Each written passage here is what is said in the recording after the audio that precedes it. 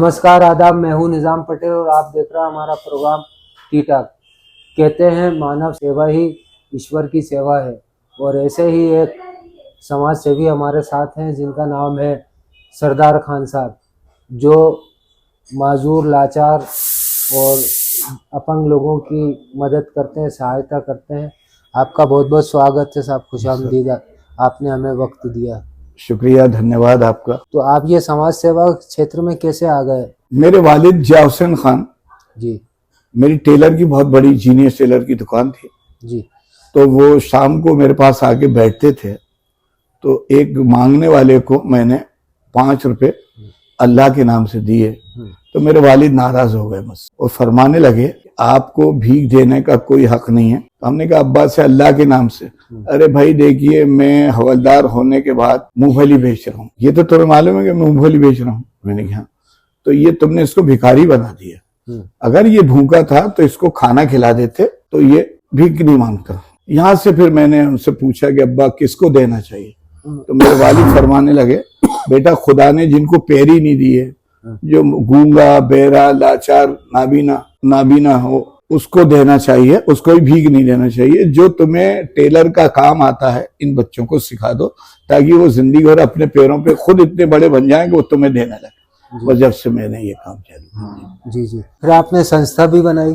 संस्था मैंने ये 92 में बनाई।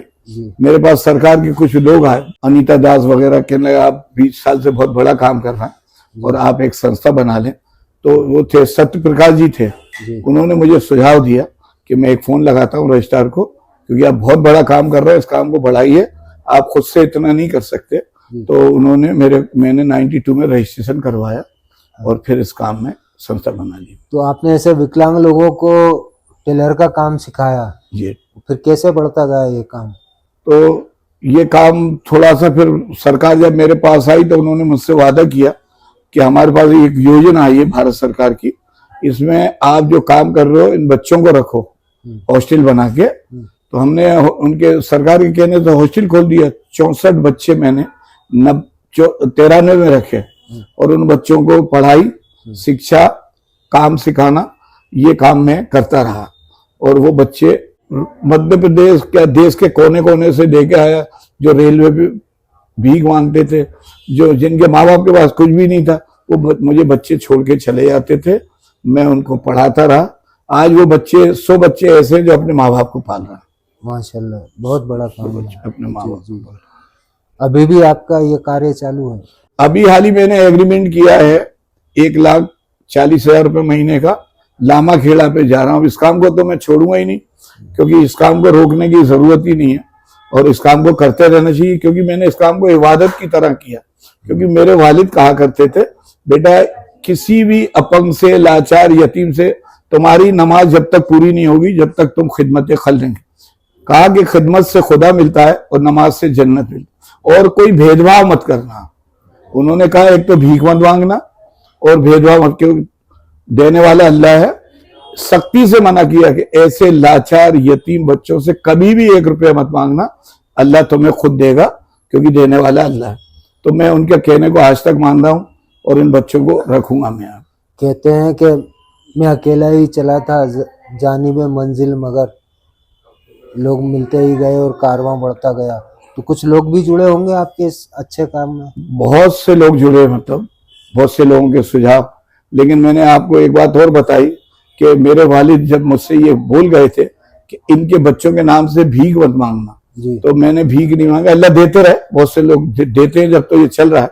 लेकिन सरकार ने मुझसे वादा किया था कि हम 90% आपको देंगे, लेकिन वो नहीं दे पाए। तो मैं हाई कोर्ट चला गया और हाई कोर्ट से 2011 में मैं जीत भी गया।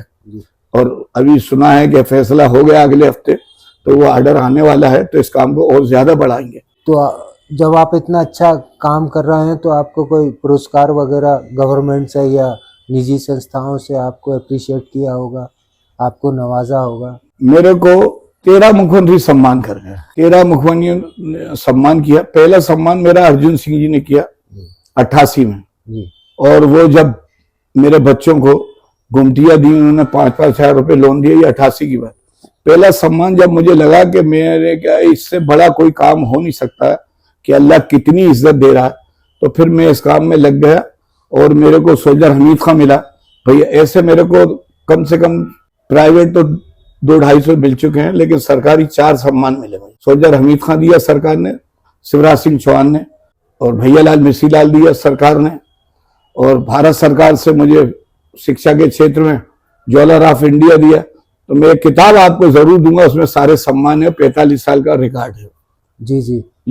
अभी सुना है कि आपको इंशाल्लाह ताला पद्मश्री भी मिलने की संभावना है, उसके बारे में बताइए।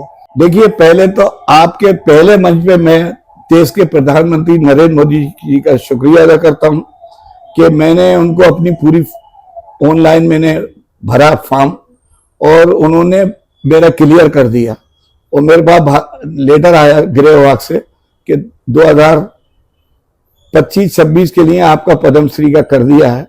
ये सचिव जो है समाज, ये गृह विभाग, उन्होंने पहुंचाया है।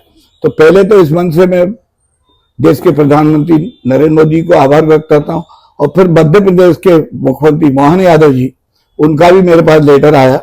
वो कॉपी में जो स्मारिका आपको दूंगा उसमें मैंने पूरी डिटेल तो दी है, लेकिन उनका आभार भी किया। तो ये मेरा 2026 के लिए दोनों ने मेरे पास, मेरे घर पे लेटर आ गया। ये तो सब दुनियावी पुरस्कार हैं, एजाज हैं, लेकिन जो असली खिदमत आप कर रहे हैं उसका सिला तो आपको ऊपर मिलेगा और यहाँ भी मिलेगा। ये अभी किताब बाहर नहीं गई है, अभी 15 किताबें आई हैं ये, और मैं 45 साल की, मेरे वालिद के लिए मैं बहुत शुक्रगुजार हूं कि जब उन्होंने इस काम को दिया तो मुझे ऐसा लग रहा था कि मैं एक मूंगफली बेचने वाले का बच्चा हूं, इसको नहीं, लेकिन मेरे वालिद ने कहा उस अल्लाह पर यकीन करना, भीख मंगवाना, अल्लाह ताला ने चाहा तो इनकी दुआओं से तो मैं बहुत, तो ये मैं वालिद का बड़ा शुक्रगुजार हूं। अच्छा, मेरी मिसेज भी बड़ी नेक थी, वो भी बहुत, इसका डिटेल मैंने सब दी है इस किताब में। आप मेरी 45 साल है, आप मुझे दे रहे हैं? जी, आपको दे रहा हूँ। जी जी, ये 45 साल की रिकॉर्ड के साथ आपको दे रहा हूँ। जी जी। तो जब आप इतनी मेहनत कर रहे हैं तो आप परिवार पर कुछ इसका असर होता है? बहुत बड़ा असर हुआ, मेरा घर मार सब बिक गए जी। और क्योंकि मेरे वालिद ने कहा था कि तुम गरीब नहीं हो सकते, अगर ऐसे बच्चों को तुम खिदमत करोगे तो तुम गरीब हो ही नहीं सकते। आज वही मुझे अपने वालिद का, मैंने पहला पेपर अपने वालिद को दिया है कि आज वो नहीं होते तो मैं होता नहीं। मैं टेलर होता, सन 70 में मैं 1000 रुपये पर डे कमाता था। 70 में जीनियस टेलर, बहुत बड़ी दुकान थी 19, और सरकार के सारे लोग मेरे वहां मेरी दुकान पे आए, और मुझे वो जब तनख्वाह देने लगे तो मैंने उनको मना कर दिया, कोई सुविधा नहीं ली। मेरे दुकान पे भी आया, जांच भी करी उन्होंने। उस टाइम में मैं 1000 रुपये पर डे कमाता था सरकार। ये लीजिए, हमारे प्रोग्राम का नाम टी टाक है, तो टाक तो चल ही रही है। जी जी, लीजिए, जी जी, जो हमारी बहन जी जी, नूरी अपी ने खास तौर से जी अपने जी लिए बनाई है। नूरी भी हमारे, और ये ईसु भी बरसों से जुड़ी रही। जब भी मुझे पैसे की जरूरत पड़ी तो, क्योंकि मेरे वालिद तो ये कह के गए कि उधार तो ले लेना, लेकिन अगर तूने भीख मांगी तो फिर समझ ले अल्लाह नाराज हो जाए।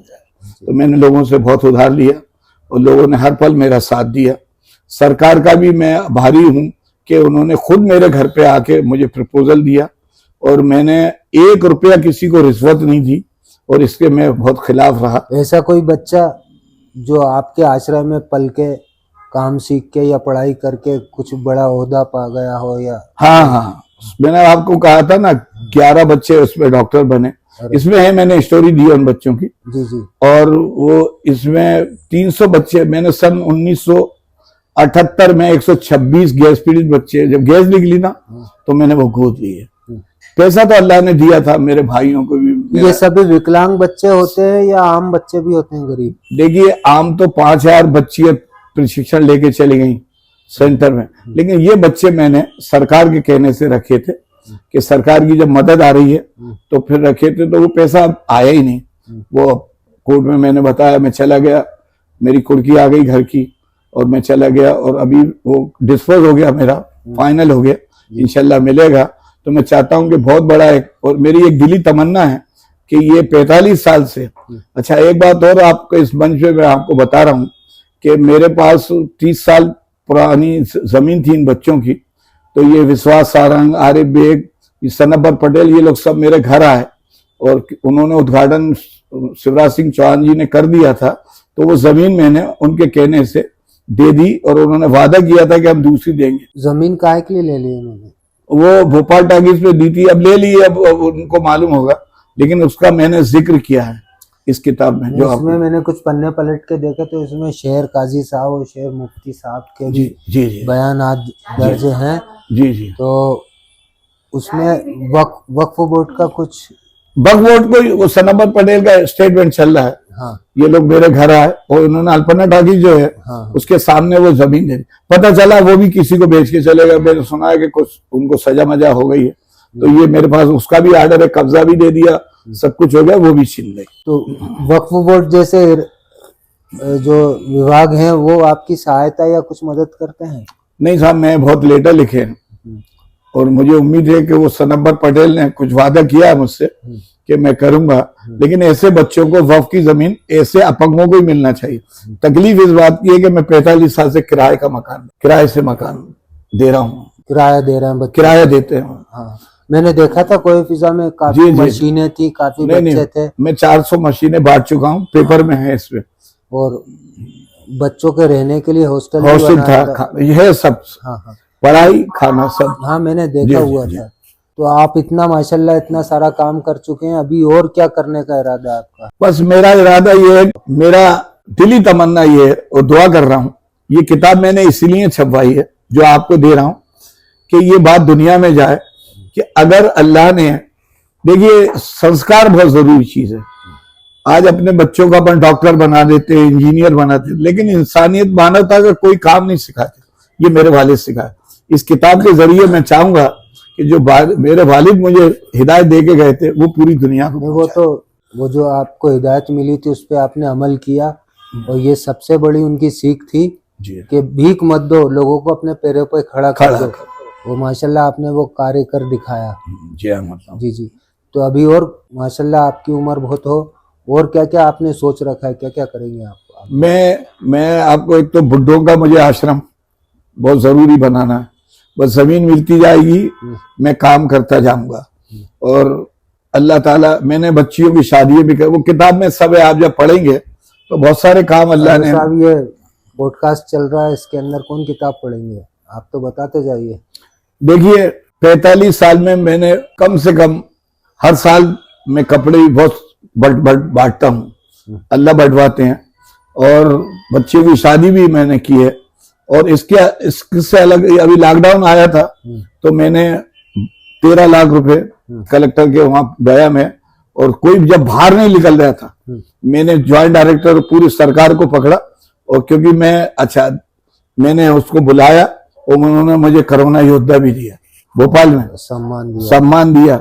और चुपचाप से जिस तरह से मैं बांट रहा था उसी तरह मुझे चुपचाप से बुला के joint director RK Singh ji ने बुलाया और मुझे सम्मान दिया। अच्छा, और भी मैंने बहुत सारे काम किए, कपड़े वगैरह हजारों से बढ़ गए, देने वाला अल्लाह है, इसके अलावा भी मैं। अच्छा, मैंने खून भी, सबसे बड़ा काम मेरा भास्कर ने 95 में लिखा था, मेरे पास है वो कटिंग, कि मदर टेरेसा सरदार खां के आगे कुछ नहीं जिक्र। अच्छा, 90 में मेरी सतकथा छपी, वो जागरण ने छापी थी। तो सारे पेपर वालों का भी मैं, आप जैसे लोगों का शुक्र, जैसे आप, अल्लाह ने आपको अभी पहुंचाया, क्योंकि मेरी इतनी हैसियत नहीं थी कि मैं बड़े टीवी वालों को बुला के अपनी बात रखता, तो वो मेरा सबने मदद की। 300 पेपर मेरे पास है जिन्होंने मेरी सेवाओं को लिखा, 300 पेपर। तो जो हमारे दर्शक देख रहे हैं वो आपकी आवाज शेयर करेंगे और लोगों तक आपकी बात को पहुंचाएंगे।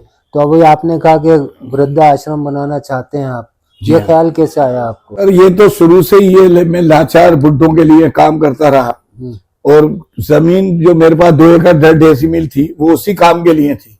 आज भी मेरा पैसा जमा है उसमें, लेकिन मैंने इन सब के कहने से दे दिया।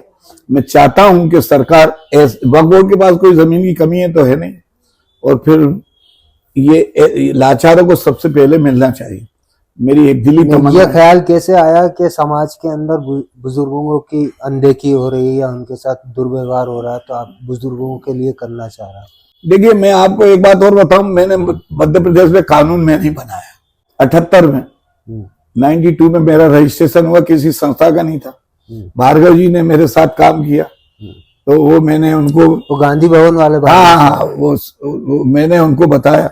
बहुत सारे, क्योंकि मुझे सत्य प्रकाश जी थे, बहुत नेक आदमी थे, एबी सिंह साहब वगैरह, सबने मुझे। उसका भी बड़ा अफसोस है साहब, भार्गव साहब ने एक बड़ा अच्छा काम शुरू किया था, नशा मुक्ति अभियान का, वो भी बंद है। अब क्या है कि जैसे ट्रस्ट बना वहां पर, सरदार सलूजा जी, वो भी मैंने ही उनको बताया, और वो मेरे सम्मान भी कर गए। तो वो क्या है कि क्या एक समाज ही इंसान को बढ़ाता है। मुझे अफसोस इस बात का है कि मेरे समाज ने अगर मेरा साथ दिया होता तो ऐसे कई, मतलब हजारों बच्चे होते वहां। अफसोस है कि हो सकता है समाज के समझ में नहीं आ रही, कि माँ बाप उनको समझा ही नहीं रहे, क्योंकि पहला मकसद अपना दीन वालों का ये है, मेरे नबी सल्लल्लाहु अलैहि वसल्लम का हुक्म है कि एक तो रब्बुल आलमीन, तो मुसलमान की बात ही मत करो। तो मेरे वालिद सख्ती से मना कर गए कि खाना खिलाना है आपको, किसी की जात और धर्म नहीं पूछना। अगर तुम ऐसा करके काम करोगे तो अल्लाह तुमको कहीं का नहीं छोड़ेगा, क्योंकि मेरे कलाम पाक में लिखा है रब्बुल आलमीन। तो उन्होंने ये मेरे प्रेरणा मेरे वालिद है, ना तो ये मुझे, ये अगर वालिद नहीं होते तो विदित है, अल्लाह जो है बस रब्बुल आलमीन, जितने लोग हैं या सब अल्लाह की, सब अल्लाह की मखलूक है, इसमें तो खैर कोई दो राय नहीं।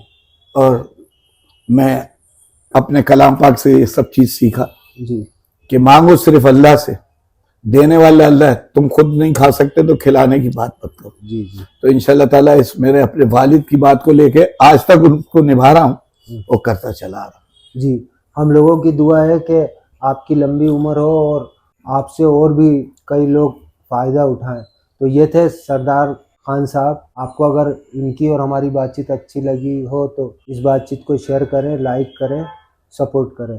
धन्यवाद।